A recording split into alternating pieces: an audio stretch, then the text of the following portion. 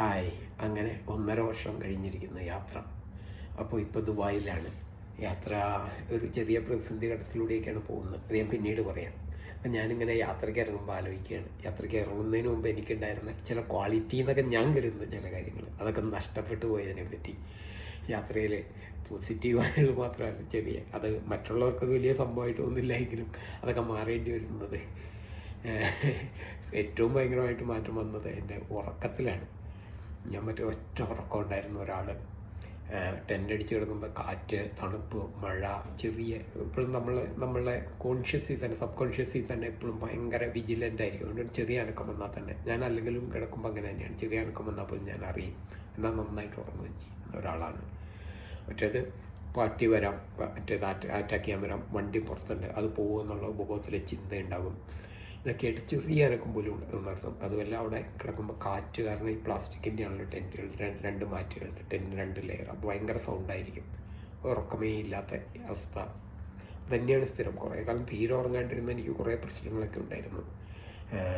തലകറക്കം അങ്ങനെയൊക്കെ ആയിട്ട്. അപ്പം ഞാനൊന്നും ഒരിടത്തും പറയാറില്ല അങ്ങനെ ഒരു സംഭവം. പിന്നെ അപ്പം ഞാനെപ്പോഴും കിടക്കയില്ലാണ്ടാണ് കിടക്കാറ് നാട്ടിൽ.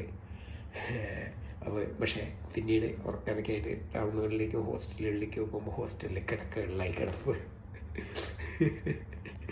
അങ്ങനെ അതായത് ലൈഫിൽ ഈ ഇത്രയും കാലത്തിനിടയ്ക്ക് കിടക്കയെ ഉപയോഗിക്കില്ല, വെറും തറയിൽ അല്ലെങ്കിൽ വെറുതെ മരത്തിൻ്റെ അതിൽ മാത്രം കിടന്നുകൊണ്ടിരുന്നെടുത്ത് അതിൻ്റെ മുകളിൽ ഷീറ്റ് മാത്രം വിരിച്ച് കിടന്നെടുത്ത് കിടക്കകളായി. പിന്നെ ഇതടക്കം ഇതൊക്കെ യൂറോപ്പിൽ നിന്ന് മേടിച്ച സെക്കൻഡ്സുകളാണ്. എല്ലാം ഞാൻ കോട്ടണോ ലിനനോ മാത്രമുള്ള നാച്ചുറൽ സാധനങ്ങൾ മാത്രം ഉപയോഗിച്ചുകൊണ്ടിരുന്നിട്ട് എല്ലാം പ്ലാസ്റ്റിക് വസ്ത്രങ്ങളായി. ഡ്രസ്സുകളൊക്കെ പ്ലാസ്റ്റിക്കായി മാറി. അത് അടുത്ത തമാശ. ഒരു ഡ്രസ്സ് രാവിലെ ഇട്ടിട്ടുണ്ടെങ്കിൽ വൈകുന്നേരം 9 മാറ്റണം, കഴുകണമെന്ന് ഭയങ്കര ഇതായിരുന്നു. ഇപ്പോൾ ഒരു ഡ്രസ്സ് 5 ദിവസം കഴിയാണ്ട് അലക്കുക എന്ന് പറഞ്ഞാൽ അതൊക്കെ വലിയ ഒക്കെ പറയാമോ ആവോ, നാളെ അതും പറഞ്ഞ് എന്നെ ട്രോളുമോ. സോറി. യാത്ര തുടങ്ങുമ്പോൾ 1.5 വർഷം മുമ്പ് യാത്ര ആരംഭിക്കുമ്പോൾ ഭയങ്കര ചുമയായിരുന്നു. അത് കഴിഞ്ഞ് യാത്ര ഒരു ഘട്ടത്തിലെത്തിക്കുമ്പോൾ അതാ വീണ്ടും ചുമ തിരിച്ചു വന്നേക്കണം. അപ്പോൾ പറഞ്ഞു വന്ന് അതുപോലെ ഞാൻ പണ്ട് ഒരു പ്ലാസ്റ്റിക് പോലും ഉപയോഗിക്കുകയില്ലായിരുന്നു. പ്ലാസ്റ്റിക് ഇല്ലാത്ത കടയിൽ നിന്നാണ് സാധനം മേടിക്കുക. നമ്മളപ്പോൾ അവിടെ ഇതെല്ലാം കൊണ്ടുവന്ന് അങ്ങനെ തന്നെ അഥവാ ഒരു പ്ലാസ്റ്റിക് ഉപയോഗിച്ചിട്ടുണ്ടെങ്കിൽ 6 മാസമൊക്കെ കീറിയ ഭാഗം വെറുതെ ടേപ്പ് വെച്ച് ഒട്ടിച്ച് വരെ 6 മാസമൊക്കെ മിനിമം ഉപയോഗിക്കും.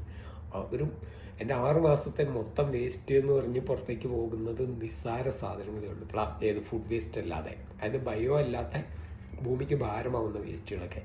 ഇന്ന സ്ഥാനത്ത് പലയിടത്തും ചെല്ലുമ്പോൾ 3-4 പ്ലാസ്റ്റിക് കവറൊക്കെ ദിവസവും ഉപയോഗിക്കേണ്ടി വരുന്നു.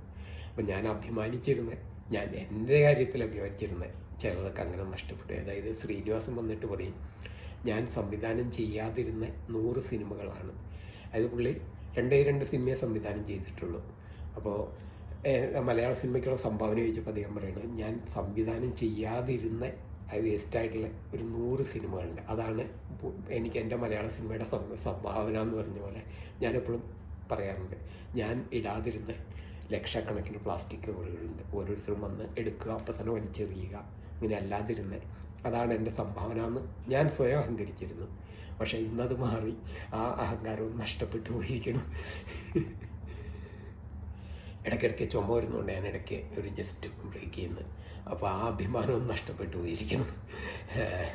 പിന്നെ അടുത്തത് എനിക്ക് വേണം, എനിക്ക് എൻ്റെ കൂട്ടുകാർക്കൊക്കെ അറിയാവുന്നതാണ്. എൻ്റെ പാര് വന്നാൽ ഇനി അത് വീണ്ടും തിരിച്ചൊന്നും വരില്ല കേട്ടോ. ആരെങ്കിലും ഭക്ഷണം കഴിക്കാൻ വരികയാണെങ്കിൽ പലരും മുങ്ങും, സ്വന്തം പൈസ മറ്റുള്ളവരെ കൊണ്ട് വൈപ്പിക്കലാണ്. എനിക്ക് നേരെ തിരിച്ചായിരുന്നു.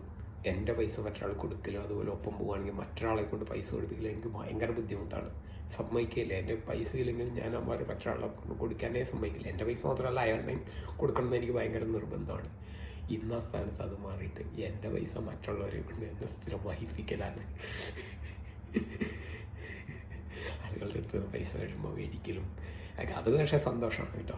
കാരണം അവരുടെ ഒരു സന്തോഷത്തിൻ്റെ ഭാഗമായിട്ട് അങ്ങനെയായി.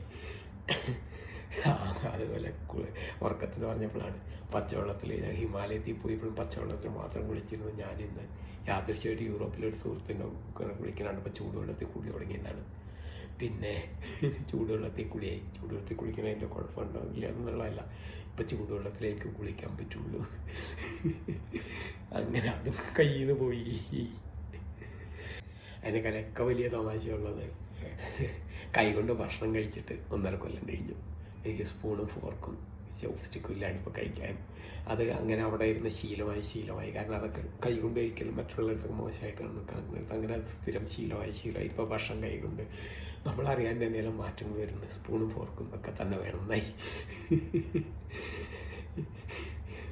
ഇങ്ങനെ കുറേ സാധനങ്ങൾ വരികയാണ്.